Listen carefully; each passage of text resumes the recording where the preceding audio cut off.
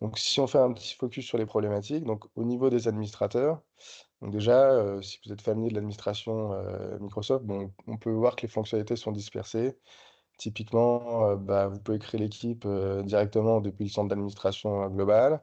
Vous allez pouvoir modifier des paramètres, notamment le paramètre pour l'accès aux invités depuis le centre d'administration Teams. Et si vous voulez jouer sur, la confidentialité, par exemple, de votre site SharePoint, bah, il va falloir switcher dans le centre d'administration, SharePoint, donc dans l'administration centrale de SharePoint Online. Donc on voit qu'il y a quand même pas mal de fonctionnalités dispersées. Vous n'êtes pas aussi sans savoir, que, bah, les écrans et les menus, de Microsoft, changent, assez souvent. Donc voilà, c'est une première problématique. Ensuite, on a des problématiques sur la visibilité des équipes. Bah, typiquement, aujourd'hui, moi, en tant qu'administrateur, si j'ai besoin très rapidement de savoir quelles sont les équipes qui n'ont pas de propriétaire, donc qui ne peuvent pas vivre d'elles-mêmes, bah, j'ai pas la possibilité de le faire. On a aussi des problématiques au niveau de la sécurité. Donc, au sein des équipes, vous allez pouvoir partager des documents, potentiellement à l'extérieur en fonction de la stratégie de votre entreprise. Moi, j'ai pas la possibilité en tant qu'admin de voir, d'un coup d'œil tous les partages qui ont été effectués. Est-ce que ces partages ont du sens, ont encore du sens? Est-ce qu'ils sont obsolètes ou est-ce que potentiellement ils peuvent, poser des problématiques de sécurité au sein de mon environnement Microsoft 365? Problématique aussi au niveau de l'identification des équipes. Bah, typiquement, on recense quand même chez nos clients, des fois un nombre d'équipes important, qui ne sont pas forcément bien nommées, qui n'ont pas forcément, de métadonnées associées et donc finalement, on ne sait pas trop, si l'équipe est réellement légitime ou non. Donc ça rejoint un petit peu le cycle de vie. Donc voilà, les équipes sont potentiellement plus d'actualité. Typiquement, si je prends une équipe projet, un projet généralement ça a un début, une fin, sinon c'est que le projet peut avoir certains problèmes.